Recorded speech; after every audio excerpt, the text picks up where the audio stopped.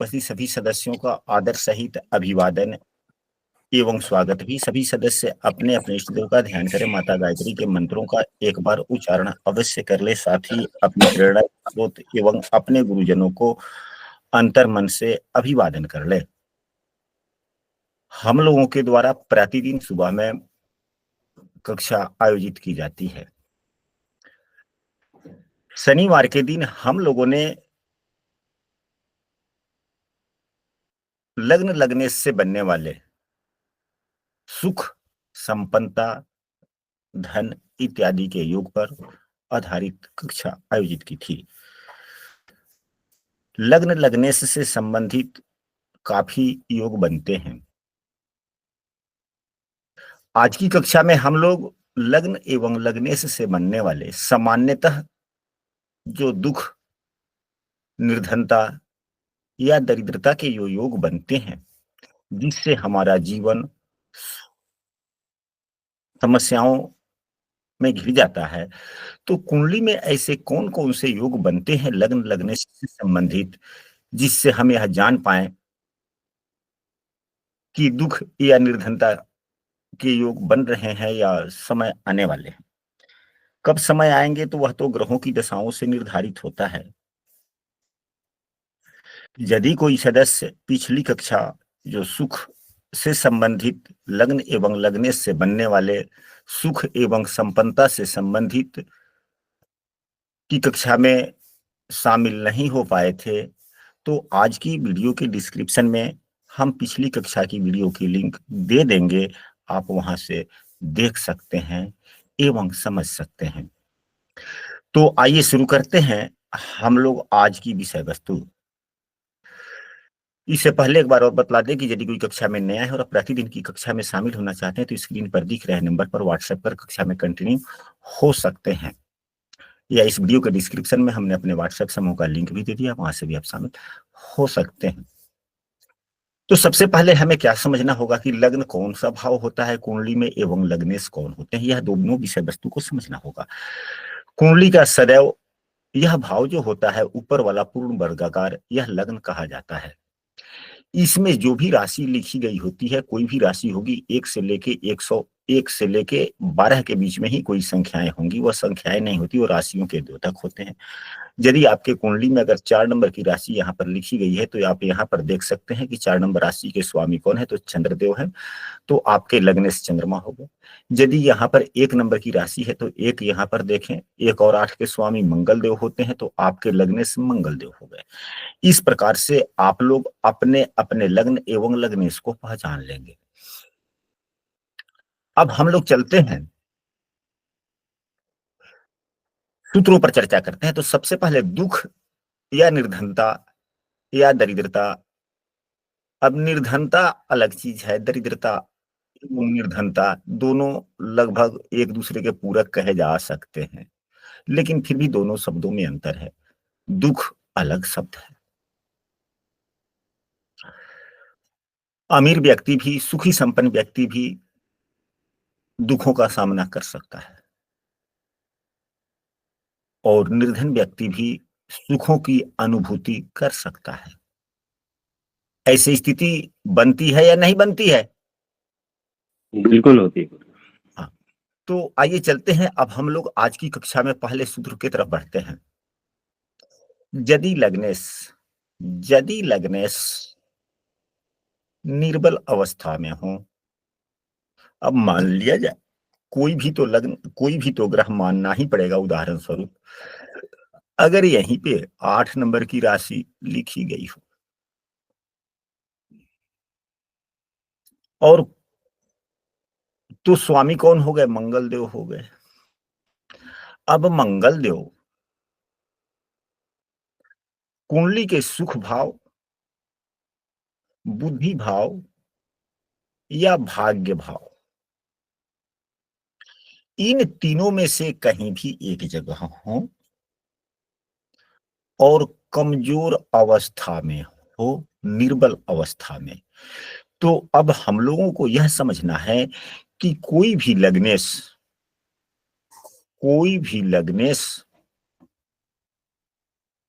या कोई भी ग्रह अपने भाव से पांचवें या सात या नौवें जो होता है वह अपने मित्र की राशि में या सम की राशि में होता है, कम से कम वह शत्रु राशि में नहीं होता या अपने नीच की राशि में नहीं होता। जो ग्रह अपने राशि में होते हैं, अपने मित्र राशि में होते हैं, वे मजबूत माने जाते हैं, अच्छे माने जाते हैं। या सम राशि में भी होते हैं तो सामान्य अवस्था कही जाती है, खराब नहीं माने जाते। फिर भी आप फिर कहेंगे कि गुरुजी आपने तो दोनों ही बातें बतला दिया कि पंचम चौथा भाव, पांचवा भाव या नौवा भाव में निर्बली अवस्था में हो। निर्बली ग्रहों की पहचान क्या है? जब हम सभी शत्रु से घिर जाते हैं तो अपने आप को असहाय महसूस करते हैं। यानी कि शत्रु के घर में बैठने पर व्यक्ति चाहे कितना भी मजबूत क्यों ना हो, अपने आप को असहज, असहाय महसूस करता है। तो इसको भी कहा जा सकता है कि जब शत्रु ग्रह राशि में बैठा हुआ ग्रह को निर्बल कहा जा सकता है इस नियम से। दूसरे और भी नियम है कि राहु से ग्रस्त हो, राहु से लगने से युत हो। जो ग्रह युत हो जाता है राहु से, वह उसके बल समाप्त हो जाते हैं। नियम यह है, पुस्तकों में भी बतलाया गया है, हमारे गुरुजनों ने हम सबों को यही शिक्षा दी है। और एक कक्षा में तो हम लोग जितने सूत्रों की चर्चा करें, हर सूत्रों पर हम लोगों को अपने अपने गुरुजनों को याद करके बार बार नमन करना चाहिए। जितना हम अपने गुरुजनों को याद करके नमन करेंगे, उतना ही हमारी स्मरण शक्ति बढ़ती चली जाएगी एवं आकलन करने की क्षमता का भी विकास होता चला जाएगा। तो राहु से जो भी ग्रह युत होते हैं, अब यही मंगल देव हो गए, मंगल देव अगर कुंडली के चौथे भाव में ही है और राहु से युत है, तो राहु का काम है जिस ग्रह के साथ में युत होते हैं उस ग्रहों के गुण को अवशोषित कर लेते हैं। तो जब ग्रह के गुण को अवशोषित कर लिया जाएगा, मान लीजिए आपके पास में जो क्षमता ताकत है वह कोई ले ले, तो आप निर्बल हो जाएंगे या मजबूत ही रहेंगे? निर्बल हो जाएंगे। निर्बल हो जाएंगे। दूसरी नंबर वाली बात यह भी है एक और, कि सूर्य से अस्त हो, यानी कि सूर्य के साथ में युत हो। सूर्य के साथ में भी युति होने से ग्रहों को अस्त माना जाता है। वैसे ग्रहों कभी कभी ऐसी स्थितियां भी बनती है कि एक ही राशि में भाव में बैठे हुए ग्रह, अगर मान लिया जाए कि सूर्य देव यहाँ पर हैं और यहीं पे मंगल है, तो कभी कभी ऐसी स्थितियां हो सकती है कि मंगल अस्त नहीं भी होंगे, मंगल अस्त भी हो लेंगे। कभी कभी सूर्यदेव अगर मंगल यहाँ पर है, यहीं पे सूर्यदेव है तो अस्त हो भी सकते हैं, न भी हो सकते हैं। कभी कभी सूर्यदेव इस भाव में भी होंगे तो मंगल अस्त हो जाएगा। कभी मंगल यहाँ है और सूर्यदेव पांचवें भाव में भी होंगे तो भी अस्त होगा। अस्त ग्रहों को हम कैसे पहचाने, यह भी एक विषय वस्तु है। उसकी भी वीडियो का हम लिंक इस कक्षा के वीडियो के में हम डिस्क्रिप्शन में दे देंगे, आप लोग वहां से देख सकते हैं यदि आपको जानना चाहते हैं तो सूर्य से भी अगर कोई ग्रह अस्त होता है तो अपने प्रभाव को वह नहीं दर्शा पाता। पुस्तकों में भी वर्णित है कि अस्त ग्रह के पूरे फल नहीं मिलते। आप लोगों ने भी पढ़ा होगा। आप लोगों ने पढ़ा है या नहीं पढ़ा है? जी पढ़ा है। पढ़ा। तो यह भी बातें हो गई। तीसरी और भी होता है निर्बल होने का, अंशात्मक मान से वह मृत अवस्था में हो या बाल अवस्था में हो। मृत अवस्था में हो या बाल अवस्था में हो, यह भी समझ। तो सामान्यतः 28 डिग्री से अधिक और 2 डिग्री से कम के ग्रह, यह एक निश्चित अंशात्मक मान है। इस अंशात्मक मान पर से अधिक, 28 से अधिक या 2 से कम अंशों पे जो भी ग्रह होते हैं वे क्या तो मृत होते हैं या तो बाल होते हैं। 28 डिग्री से अगर अधिक है, विषम राशि में अगर कोई ग्रह है, अब यहीं पे 8 है, 9 है, 10 है, 11 है, अगर यहाँ पर 11 नंबर की राशि होती, मंगल देव अगर 29 डिग्री के हो जाते तो विषम राशि के हो गए, तो क्या हो जाएंगे? यह मृतावस्था में हो जाएंगे। अब यहीं पे 10 नंबर की राशि हो जाएगी, लग्नेश यहाँ पर 11 12 नंबर की, 11 के बाद में 12 नंबर की राशि, यहाँ पे अगर मंगल देव हो जाते हैं और यह 1 डिग्री के हो जाएंगे तो यह सम राशि हो गया।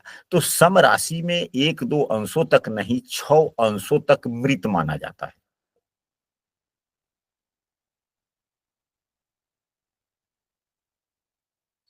अब यहीं अगर मंगल देव यहाँ पे चौथे भाव में ही विषम राशि में बैठ गए लग्नेश होकर के, और यहाँ पर अगर 1 अंशों के होंगे तो क्या हो जाएंगे, विषम राशि के 1 अंश, तो यह बिल्कुल बाल अवस्था के हो गए। या अगर यही सम राशि में अगर 29 अंश के हो गए तो भी बाल अवस्था के हो गए। यानी कि जो ग्रह मृतावस्था के हो या बाल्यावस्था के हो, वो भी ग्रह क्या होते हैं, निर्बली कहे जाते हैं। निर्बली होना अलग बात है, पीड़ित होना अलग बात है। पीड़ित तो आज व्यक्ति तब होता है, अच्छे स्थिति में भी होता है, और उसको संभावना रहती है कि हमारे शत्रु हमको परेशान कर सकते हैं। इस अवस्था को पीड़ित अवस्था कहा जाता है। पीड़ित अवस्था इसी को कहा जाता है ना। जी गुरु जी। तो पीड़ित अलग बात है, निर्बली अलग बात है।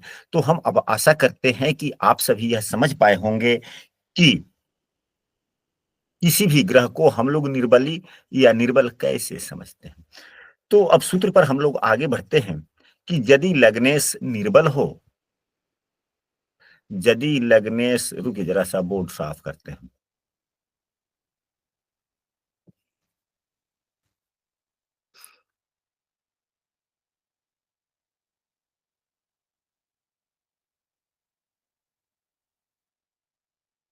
यदि लग्नेश निर्बल होकर कुंडली के चौथे भाव, 5वें भाव एवं 9वें भाव में बैठा हुआ हो एवं 8वें भाव के स्वामी से युक्त भी हो। अब इसी कुंडली में यहाँ पर 8 नंबर की राशि है, तो 9, 10, 11, 12, 1, 2, 3, अब यहाँ पर 3 नंबर की राशि होगी। अब यहाँ पर मंगल अस्त हो, मंगल निर्बली भी हो और अष्टम भाव के स्वामी बुध से युक्त हो जाए तो क्या होगा, व्यक्ति के जीवन में दुख, निर्धनता या दरिद्रता के योग उत्पन्न होंगे, समस्याएं आएंगी। और कब आएगा, तो मंगल बुध की दशा अंतरदशा में आएगा। अब यहाँ पर 3 भाव है, 3 भाव है। अगर यहीं पंचम भाव से धन का विचार किया जाता है, बुद्धि का भी विचार किया जाता है। अगर यहीं मंगल एवं बुध की युति पंचम भाव में बन जाता है, निर्बल लग्नेश एवं अष्टमेश की युति बन जाती है, तो यह निर्धनता के योग बन गए। एवं यह क्या है, पंचम भाव आकस्मिक धन का भी है, तो आकस्मिक धन में रिस्क लेने पड़ते हैं। तो फिर यह इसको हम लोग दिवालिया भी कह सकते हैं। जैसे शेयर, लॉटरी, सट्टा वगैरह का विचार पंचम भाव से किया जाता है ना। जी। तो अष्टमेश भी बैठ गया, लग्नेश पीड़ित हो गया, लग्नेश कमजोर है, और लग्नेश कमजोर होकर के 8वें भाव के स्वामी से युक्त हो गया। 8वें भाव के स्वामी जिस भाव में बैठते हैं उस भाव के फलों को भी नुकसान कर देते हैं। यह आय का भी भाव है, बुद्धि का भी भाव है, तो बुद्धि भी खराब एवं आकस्मिक धन भी खराब। तो आकस्मिक धन खराब का मतलब ये हो गया कि व्यक्ति शेयर लॉटरी में अपना पैसे उसे लगाएगा, लेकिन उसका लाभ उसे नहीं मिल पाएगा। तो निर्धनता हुआ या नहीं हुआ, दरिद्रता अब बढ़ी। जी और यही यदि लग्नेश एवं अष्टमेश की युति अगर चौथे भाव में बनता है तो यहाँ तो बुद्धि ठीक रही, बुद्धि तो खराब नहीं हुआ ना, तो बुद्धि ठीक भी रहेगा, लेकिन दुख, यह सुख भाव है ना, तो सुख भाव को खराब किया था, दुख हो गया। अगर यही नवम भाव में हुआ तो यह सभी प्रकार के, क्योंकि नवम भाव तो भाग्य भाव होता है, यह चारों तरफ से ही नुकसान कर देता है। बातें स्पष्ट हो गई। जी। अब इसके बाद में हम लोग चलते हैं दूसरा सूत्र। यदि लग्न में पापग्रह हो, यदि लग्न में पापग्रह हो, कोई भी लग्न की कुंडली हो, किसी भी लग्न की कुंडली हो, लग्न में पापग्रह हो, एवं यदि वह पापग्रह शत्रु राशि का है तो और ज्यादा खराब। यदि मित्र राशि का है तो थोड़ा ठीक, लेकिन यही पापग्रह अपने अगर स्वराशि का है तो यह सूत्र फिर लागू नहीं होगा। पापग्रह भी है परंतु स्वराशि का है तो वह तो लग्नेश हो गया। तो लग्नेश को सदैव क्या कहा गया है? शुभग्रह कहा गया है। तो यदि पापग्रह ही लग्नेश हो तो उस व्यक्ति के लिए वही पापग्रह शुभग्रह का काम करता है, इसलिए वह सूत्र नहीं लगेगा। पापग्रह हो लग्नेश नहीं हो, जिस राशि में बैठा हुआ है उस राशि का अगर वह शत्रु है तो ज्यादा नुकसानदायक। यहाँ 8 नंबर की राशि है, 8 नंबर राशि के स्वामी मंगल देव होते हैं और मंगल शनि मंगल को शत्रु मानते हैं। हालांकि मंगल देव शनि को सम मानते हैं। सम का मतलब होता है कि सहयोग नहीं करना। सम का मतलब सहयोग करना नहीं होता। सम का मतलब जैसे कर रहे हैं, जो इच्छा है आप काम कर रहे हैं, हम मना भी नहीं करेंगे और हम आपको सहयोग भी नहीं करेंगे। सम की वही स्थिति होती है ना। मित्रता का मतलब होता है मदद करना, शत्रुता का मतलब होता है बाधा डालना। यही 3 शब्द हो सकते हैं ना। जी गुरुजी। तो शनिदेव अब यहाँ पर लग्न में हो गए, यानी कि कोई पापाग्रह अगर अपने शत्रु राशि में है तो बैठे हुए ग्रह का ही काम होता है करना, तो यहाँ के लिए अच्छे नहीं।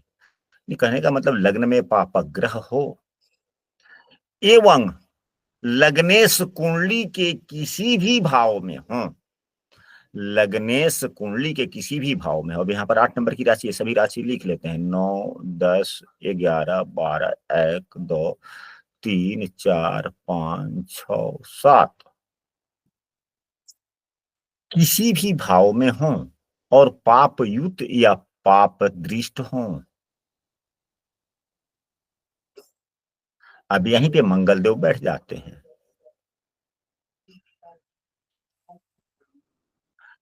और शनि पापग्रह भी है। शनि की 10वीं दृष्टि है, शनि के द्वारा दृष्टि भी हो गया। या राहु से ही, राहु भी पापग्रह है, राहु से युत दृष्ट हो जाए। अब यहाँ पर इस भाव में अब मंगल एवं सूर्य में काफी समानता भी है। सूर्य भी क्रूर ग्रह है, मंगल भी पापग्रह क्रूर ग्रह है, लेकिन दोनों का तत्व एक है, धर्म में ज्यादा अंतर नहीं है। मंगल देव जिसके कुंडली में अच्छी स्थिति में होते हैं, स्वराशि के उच्च के राशि के होते हैं, उसमें उदारता पाई जाती है। जिसके मंगल खराब होते हैं उसमें थोड़ा ईर्ष्या या क्रोध पाया जाता है। सूर्य देव भी बड़े उदार ग्रह हैं, क्रोधी भी हैं, अलगाव पैदा करते हैं, परंतु उदारवादिता उनमें भी है। अधिकारतावादी हैं लेकिन थोड़ा उदारता भी। तो कुछ गुण धर्म मंगल एवं सूर्य के मिलते भी हैं। सूर्य एवं मंगल आपस में मित्र भी हैं।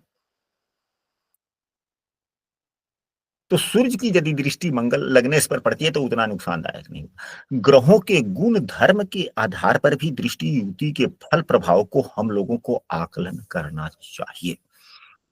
अब यहाँ पर अगर यही 10म भाव में मंगल देव हो गए तो पाप प्रभावित हो गए कि नहीं हो गए, पीड़ित हो गए या नहीं हो गए? लग्नेश हाँ जी। लग्न में भी पापग्रह, लग्न में पीड़ित। तो व्यक्ति चाहे किसी भी प्रकार का लग्न में पापग्रह हो और लग्नेश पाप दृष्टि या पाप युक्त हो, दोनों ही सूत्र लागू हो रहे हो, तो व्यक्ति का जीवन चाहे जिस प्रकार का हो, पारिवारिक स्थिति चाहे जिस प्रकार का हो, वह व्यक्ति लंबे दिनों तक खुशी नहीं रह पाता है। छोटी मोटी समस्याएं आती जाती रहती है, बेवजह भी जो समस्याएं नहीं भी है उसको भी समस्या मानकर व्यक्ति दुखी होता रहता है, सोचता रहेगा, संतप्त मन वाला हो जाता है। फिर बाद में समय बीत जाने पर उसको एहसास होता है कि तो अनायास ही बेकार ही हम चिंता कर रहे थे। लोग समझाता भी है, फिर भी लोगों की बात पर जल्दी भरोसा नहीं करता। कहने का मतलब कि समस्या ना भी है, लेकिन उसी बात को समस्या मान लेना। अगर समस्या है तब तो ठीक है। यानी कि हम ऐसे कह सकते हैं कि व्यक्ति अधिकांशतः लंबे दिनों तक वह ठीक-ठाक नहीं रहता है। मतलब सुखी मन नहीं रह पाता है। अब हम लोग या तो दूसरे सूत्र पर हम लोगों ने पढ़ लिया, अब हम लोग चलते हैं तीसरे सूत्र की तरफ।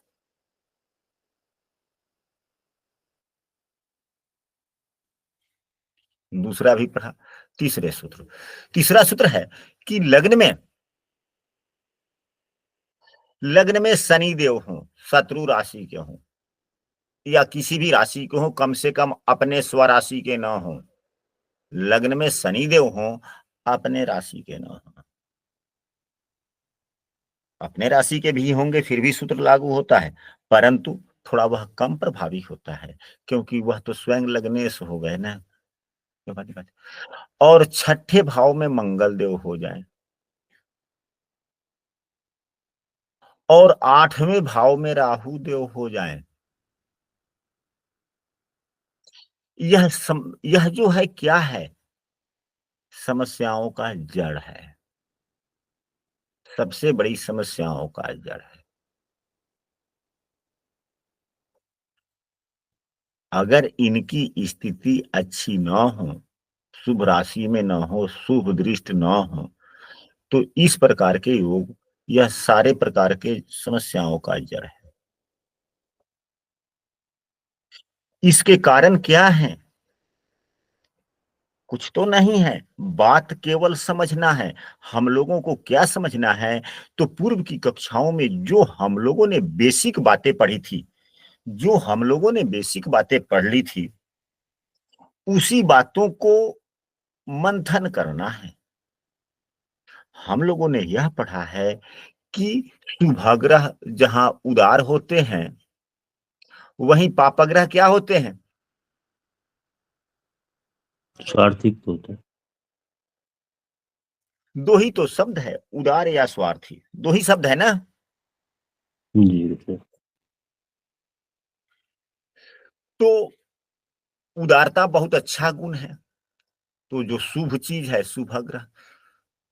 स्वार्थी गुण अच्छे नहीं है। ग्रह भी दो प्रकार के हैं, पापक ग्रह एवं शुभग्रह। तो ये तो शनिदेव हो गए, पापक ग्रह है। तो थोड़ा स्वार्थपना व्यक्ति में आ जाएगा कि नहीं आ जाएगा? बिल्कुल आएगा वो तो। जैसे उदारता यानी कि दे देने के लिए उद्धत, स्वार्थी ले लेने के लिए, इसको लालची भी कह सकते हैं दूसरे शब्दों में। यानी कि शब्दों, ये नहीं कि सभी स्वार्थी होते हैं, नहीं। वह तो ग्रहों की स्थिति, किस राशि में ग्रह बैठा हुआ है। अगर यहीं देवगुरु बृहस्पति की राशि में बैठ जाएंगे शनिदेव, तो यह जो स्वार्थी वाली बात है या लालची वाली बात हमने अभी कही, उसमें कमी हो जाएगा या नहीं हो जाएगा? होगा गुरु।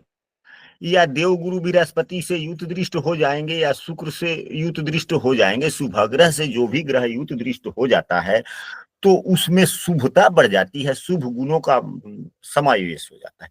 तो हम लोग कुछ भी समझने से पहले पूरी विषय वस्तु को समझने के बाद में, आकलन करने के बाद में अपने विचार व्यक्त करने चाहिए। तो ये कि यहाँ पर शनि के लग्न में होने से व्यक्ति में थोड़ी स्वार्थवादिता आ गई। अब यह छठा भाव उग्र भी है, झगड़ा झंझट का भी है, शत्रुता का भी है, और वहीं पे मंगल बैठ गए, तो व्यक्ति की लड़ाई झगड़ा के प्रति या क्रोध के प्रति, वैमनस्यता के प्रति जहां शत्रुता है वहीं तो वैमनस्यता है ना। बिल्कुल गुरु। तो शत्रु भाव में मंगल का बैठना, मंगल ऊर्जा का, क्रोध का इत्यादि का कारक भी है। तो व्यक्ति में जब शत्रुता की भावना होगी, थोड़ा ईर्ष्या भी हो सकता है, क्योंकि उसी भाव में मंगल बैठ गया। जो ग्रह जिस भाव में बैठता है अपने कारकत्वों के अनुसार उस भाव के गुणों को विकसित करता है।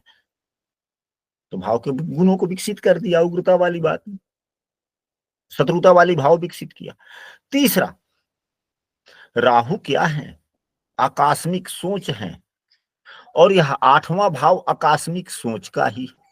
और राहु को दिग्भ्रमित ग्रह भी कहा जाता है, बार बार विचारों का बदलना, कभी कुछ सोच रहे हैं तो कभी कुछ सोच रहे हैं। अगर यह तीनों चीजों को मिला दे, अगर इसी प्रकार के कुंडली में योग बन जाए और ये तीनों में से कोई भी ग्रह अगर कोई शुभ दृष्टि युक्त प्रभाव यानी कि शुभ प्रभाव न हो, तो फिर व्यक्ति कैसा होगा? आप लोग बोले अब।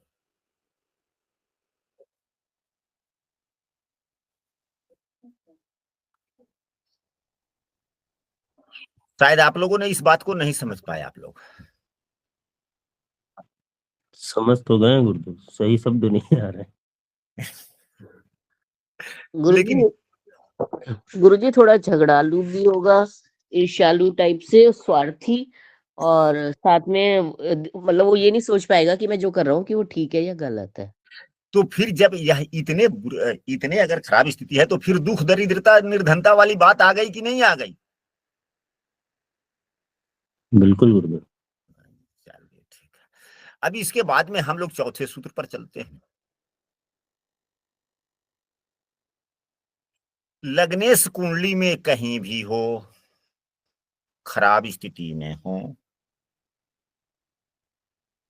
लग्नेश बलहीन हो यानी कि निर्बल हो, पापग्रह से युत दृष्ट हो जाए। अब किसी भी लग्न की कुंडली लेते हैं, यहीं पे अगर 7 नंबर की राशि है तो 8, 9, 10, 11, 12, 1, 2, 3, 4, 5, 6। अब यहां पर लग्नेश खराब हो जाए, अब यहीं अगर 12वें भाव में ही बैठ जाए, तो शुक्र अपने नीच राशि में बैठ गया, लग्नेश खराब हो गया। या कहीं भी बैठा हुआ हो,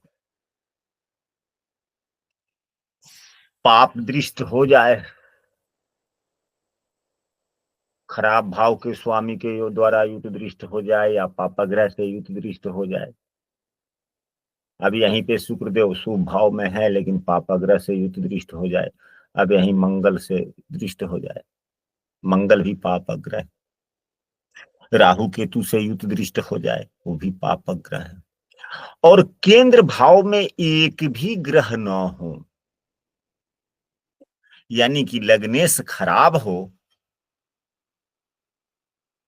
बलहीन हो या पापयुक्त पाप प्रभावित हो, कुंडली के किसी भी भाव में हो, तो जहां पर केंद्र भाव में कोई भी ग्रह न हो, तो इसका मतलब ये हो गया कि लग्नेश केंद्र में भी ना हो। जब लग्नेश ही केंद्र में हो गया तब तो यह केंद्र भाव वाली सूत्र ही नहीं लगी। तो केंद्र में कोई भी ग्रह ना हो, यानी कि लग्नेश दूसरे तीसरे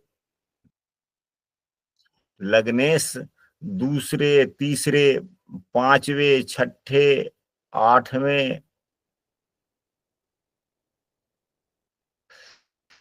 9वें 11वें या 12वें भाव में हो, अच्छे स्थिति में ना हो, और केंद्र में भी कोई एक भी ग्रह ना हो, यह भी इस प्रकार के योगों में बल देते हैं, यानी कि यह भी निर्धनता के योग बनाते हैं, गरीबी के योग बना देते हैं।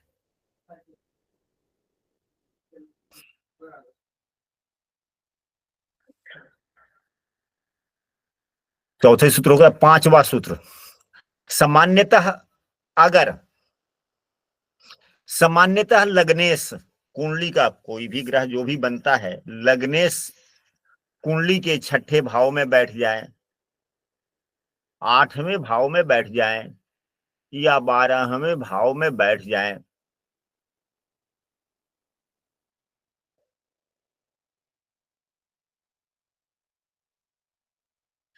या कुंडली के 6ठे 8वें 12वें भाव से युत दृष्ट हो जाए, तो यह भी सामान्यतः जीवन में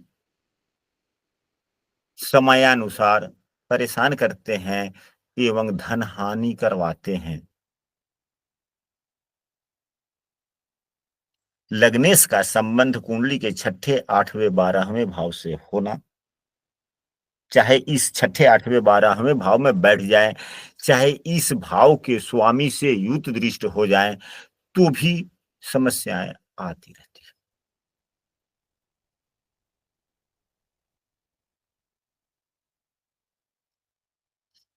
एक सबसे महत्वपूर्ण योग है यदि लग्न में अकेला राहु हो, यदि लग्न में अकेला राहु हो, किसी भी लग्न की कुंडली हो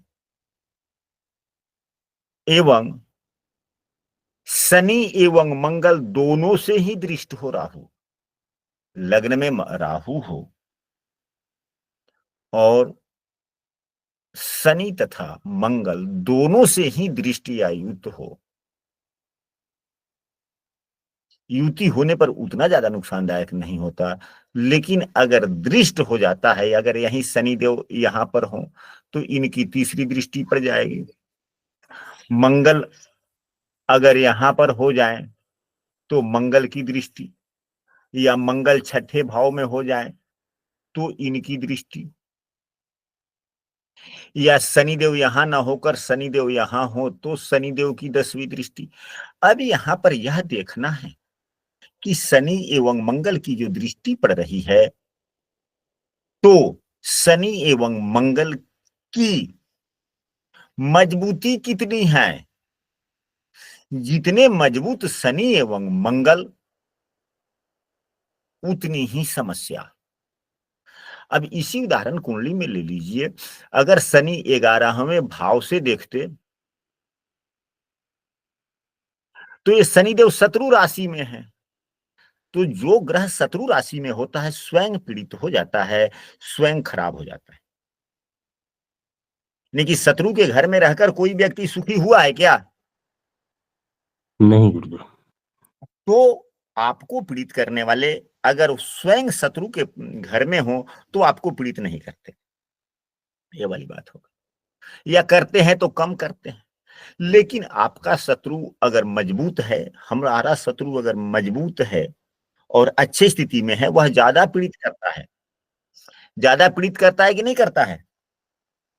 जी तो यहां पर देखा जाए, अब यही शनिदेव को हमने चौथे भाव में बिठा दिया तो यहां पर स्वराशि के होकर बैठ गए, शनिदेव मजबूत हो गए एवं शनिदेव राहु को देख रहे हैं, शत्रुता की दृष्टि से नहीं, सहयोग की दृष्टि से देख रहे हैं। तो शनिदेव का सहयोग भी कभी कभी नुकसानदायी स्थिति दे देता है।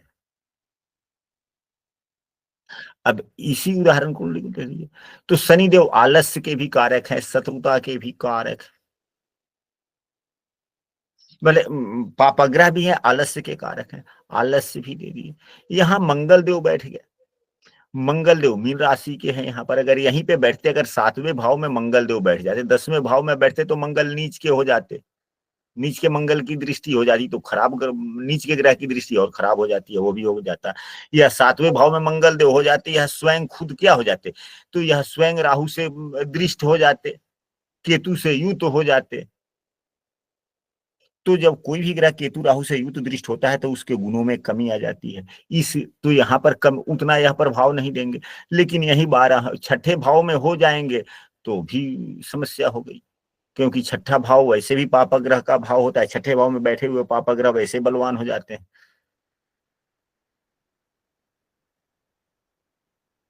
तो यदि लग्न में राहु देव हो तो जब भी हम लोग फलादेश करें तो सूत्र एक ही होते हैं, लेकिन वह कई प्रकार से परिलक्षित होते हैं, इसको भी समझना चाहिए। तो लग्न के राहु पर मंगल शनि की युति बल दृष्टि, यह आलस्य एवं निर्धनता देता है, क्योंकि व्यक्ति अपने विचारों पर टिक ही नहीं पाता, अपने जो योजना बनाता है उस योजना को लंबे दिनों तक, इस योजना को लंबे दिनों तक क्रियान्वयन ही नहीं करता। जब कोई योजना काम समाप्त होने वाला होता है, लाभ मिलने वाली होती है, उससे पहले ही व्यक्ति अपना विचार बदल के दूसरा काम शुरू कर लेता है। ऐसे व्यक्ति आप लोगों ने देखे होंगे, ऐसे व्यक्ति कुछ मिलते हैं कि नहीं मिलते हैं? मिलते हैं गुरुदेव। तो बस इस प्रकार के योग हो सकते हैं। तो यह तो हुआ दुख एवं निर्धनता के योग।